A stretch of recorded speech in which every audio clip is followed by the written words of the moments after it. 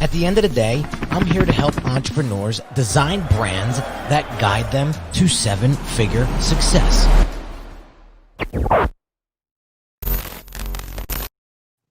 What is going on, everybody?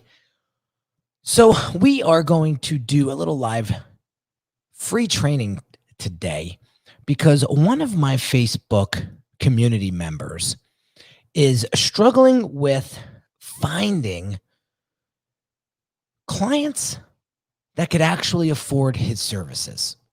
So I want to really shed some light onto this because I know he is not alone, and it is extremely frustrating to try to continue to sell to people that don't value your service or see you as a commodity.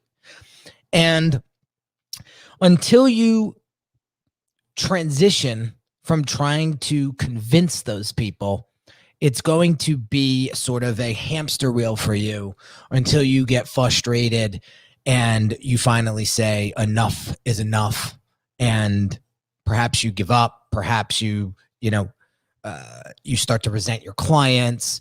I remember those days when I was doing logos for $50 and club flyers for $25 and logos for couple $100 and not getting any love for the amount of effort I was putting into this work. And I was undervaluing myself tremendously. So there's so many industry experts out there that have a phenomenal product or service. They're getting results for their clients, yet every time a new prospect comes along, it always comes down to price, and the industry expert doesn't know how to actually negotiate that or showcase the value. So it's really up to the client to determine the value of your service, right? You need to believe in the value that you deliver. But so there are some really cool ways that we're going to talk about today that's really going to help you flip the script really on your prospect and get them to see the value. But the first thing that we need to do, guys, is really identify the clients that can actually afford us. So I'm going to share with you a couple of slides here to help you get that information dialed in. All right. So here's what I'm going to do real quick. We're going to come over here, and then we're going to lose this. And we're going to put this up instead. Okay. Ooh, and of course I minimize it. All right. So, and we'll make this as big as we can. All right. So here is something that I want you to pay attention to when you are looking to discover who your ideal client is. Okay. So what are their strengths and what are their weaknesses? All right. You're probably saying, well, if I am a tax preparer, what the hell does this have to do with what the services that I create for them or that I prepare for them? Everything. It means everything. If you don't know their strengths, if you don't know their weaknesses, then you're not going to be able to position yourself properly when speaking to them. Okay. And when pitching your service. All right. So here's some questions that I want you to ask about the clients that can actually afford you. So what makes them successful in life? What are their professional, personal skills, the relationships they have with people? What does their fitness look like? How do they manage their time, their education? All right. What does that look like for them? What are their weaknesses? What consistently gets in their way? How are they in their own way, both professionally and personally? Right? What are the skills? What do they lack? And the same thing in their relationships, in their health, in their time management, in their education, right? These are super important to understand, because when we can understand these things on a deeper level, you're going to be a stronger communicator. Because here's the deal, guys. When you can get to the point in your communication where the prospect is saying to themselves, or they may even say it to you, you get me. And that's why I'm going to move forward with you.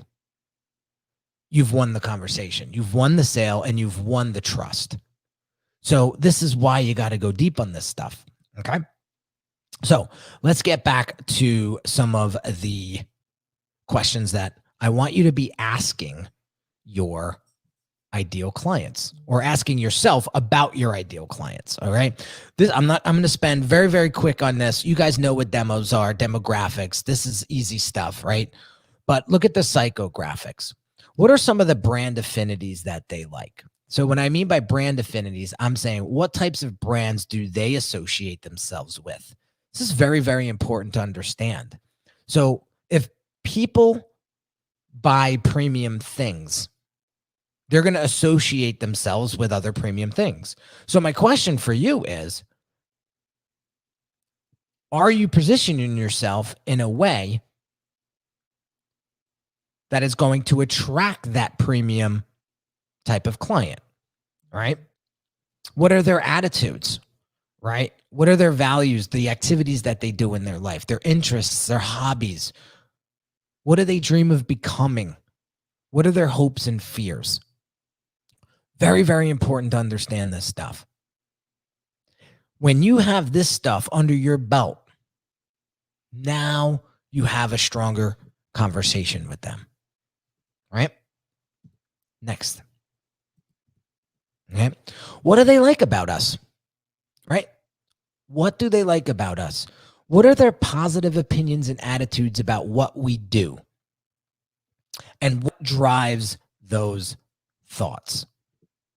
Okay. So let's take the tax preparer example for, all right. What drives these individuals, these individuals to us? Are we putting out content that's showcasing that we know what we're doing and we're experts in our field? Are you building that trust factor online through your online presence, through your personal brand? And if so, great.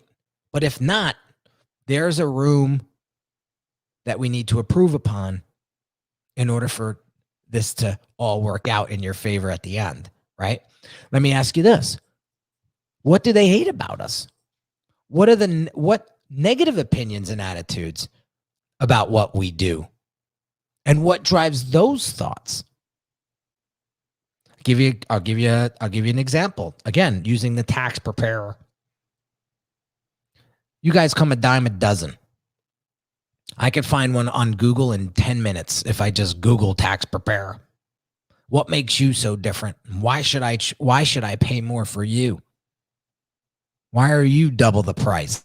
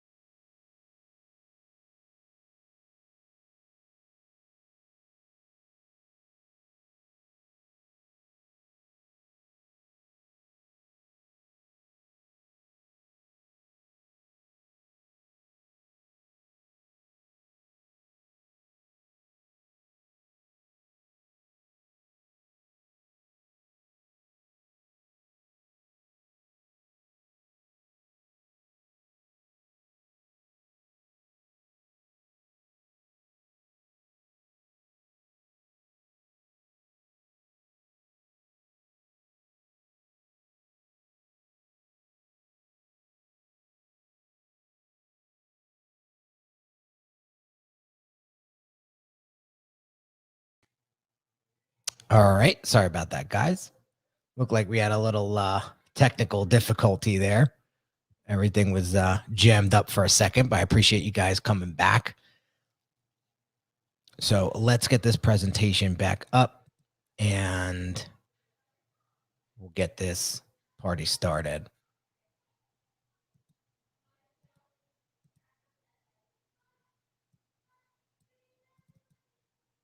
All right. Close. And then we'll get this going again. All right. 1 second.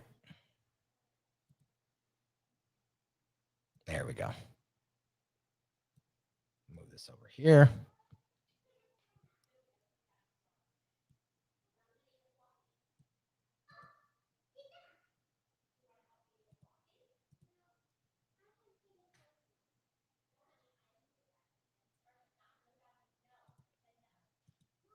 All right, let's rock.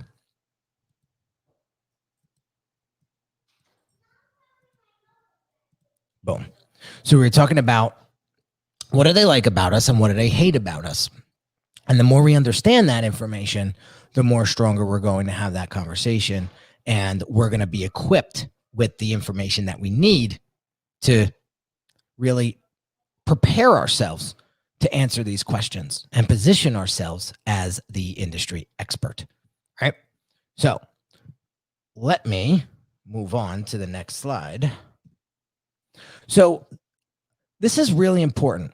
When we're trying to find clients that could afford us, we really need to understand their journey. So what is the compelling event that happened in their life that is making them seek us out, right? So again, tax preparer example. Tax season's coming up. Maybe their other tax preparer dropped the ball and they lost trust in that particular service provider. Now they're looking for somebody new, or they got clobbered last year in taxes and something must have fell through the cracks. And now they're looking for somebody like us to come in and actually do it right. The next question I want to ask you is, how did they find us? How did they find you? Did they get referred? Did they find you on social media? How did they find us? And then what actually happened in that dialogue that made them engage with us? It's very, very important that we understand that. Maybe you put out a video. This happens to me all the time. I'll put out a live stream or somebody will hear a podcast and they'll say, you said something in that video that just triggered me. I remember Adam Wedding back in the day. He said, you know why I joined the Brand Accelerator program? Because you said one thing. You said the quality of your brand will determine the quality of your clients. That right there, Henry, was the trigger that engaged me into hiring you. So that's why it's so important to put out this type of content and really help these folks, because every time you do that, you leave something behind that they could grab onto. All right. What makes them come back for more and more? Especially as a tax preparer, what are you doing to incentivize repeat business? Maybe you send them a little gift. Maybe there's a referral incentive. So send me 3 of your friends and we'll give you 25% off or 50% off. Who knows? But you could get creative with that. And then last but not least, what drives their decision making? Is it trust? Is it credibility? What is it? So this is what we really need to understand if we want to attract clients that could truly afford us. So I'm going to share this with you guys because it's very, very important. You know, the last thing you want to do is lower your prices for a lower quality client. It's a race to the bottom, and I highly recommend you do not do that. What you want to do is find people that actually value what you do. So when I was talking to the tax preparer inside my Facebook group yesterday, I was explaining to him, like, maybe we need to niche down on an audience that actually can afford you. Now, I use this as an example, but police officers.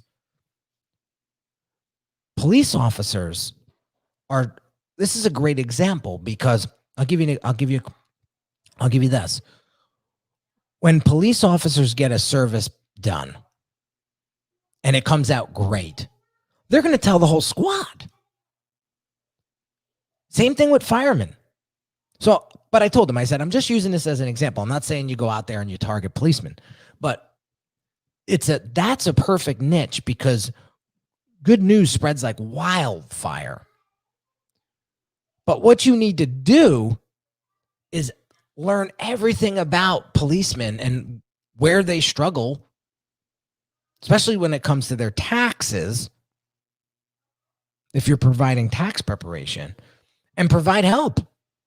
That may be like giving out some of your hottest tips, tricks, and tools to get them to say, "Whoa, I learned something from this person." And now they're interested in working with you because you provided so much value. You layered so much value out there without asking for a dime. So that's what we need to pay attention to. Now, the next thing that I would ask is this. How do we know if they value our product or service? Well, you have to ask them. You have to ask them. So I would ask, if I was preparing taxes for policemen, I'd say, what are you looking to get back this year? Right. And he'll say something, or she'll say something along the lines of, I'm just rounding numbers here, 20%, $20,000.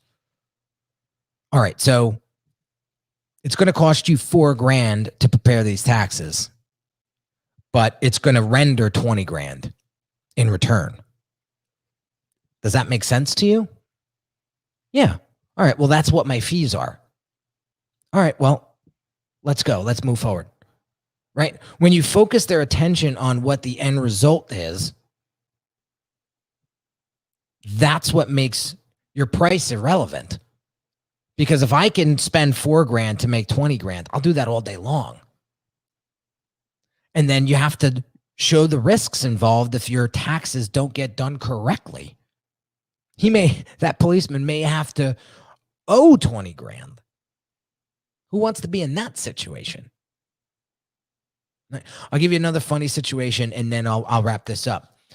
So when Dante, my son, was young, he was beginning to walk and he was going all over the house, right? And it was starting to get a little dangerous, right? So we had a company come in and put up gates on all the rooms.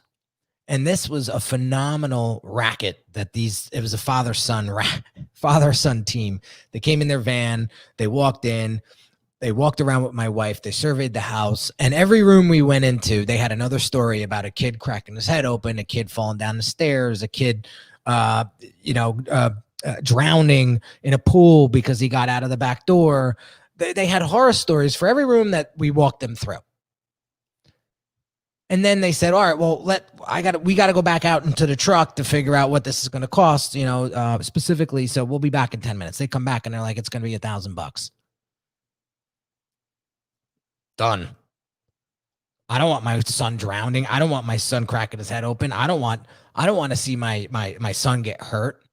So that $1,000 was a drop in a bucket to keep my son safe. So that's how you have to position the value. So when you're out there talking to potential clients, ask them what your services are worth to them. That'll gauge whether or not they're the right fit. If they're looking for a cheap solution, then get them out of your office or get them off the phone or Zoom as soon as possible. Because anybody in this group, anybody in my circle of influence, I don't want you selling cheap anything. Because that's not how you're going to scale from 6 to 7 figures.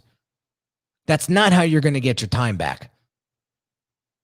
You have to sell a premium. You have to over-deliver the value. And that your name is going to start to build a strong reputation. Like, if we're going to do this right, just hire Henry. If you're going to do this right, just hire Edward. And that's the end of the story. Wouldn't you want a reputation like that versus, oh, just go to Henry. He's cheap and fast. I don't want to be known as cheap and fast. This is my prerogative. It's not yours. I'm not saying you have to own it. But if you're an industry expert that wants to charge a premium and attract premium clients so you can get more time back, work with less people and make more money, this is step one. Really understanding who your clients are, what their values are, and aligning your values with them. And if that means your values got to level up a little bit, then get to work. Get to work. Because again, quality attracts quality. Quality attracts quality. So I hope this little training helped. For those folks that haven't checked out my masterclass yet, I highly recommend you do that. All you have to do is join the Facebook group if you haven't already. Some of you guys may be seeing this on YouTube and other platforms, Twitter. Just head over to Facebook and type in industry experts that want to scale from 6 figures to 7 figures and beyond. All you got to do is type that in, and it'll pop right up. And then join the group, and then you could click on the profile picture of the group, and that'll lead you right into the masterclass. And it's going to teach you how to systemize your branding so you can position yourself like the expert, attract the higher quality clients so you could grow, scale, and run a more efficient business profitably. That's the key. So I hope you, again, sorry for the technical difficulties. Every once in a while, this machine freezes up. So, but it was only a couple seconds. I hope you got some value out of this, guys. This is sort of the pre-steps into really dialing in to finding the clients that can afford you, because that's the ticket. When you get around those folks, you don't even have to sell. You don't even have to sell. You just have to align their pains and their challenges to your solution, and it's a done deal. So have a great rest of the day, and I'll catch you on the next live stream real soon. Take care.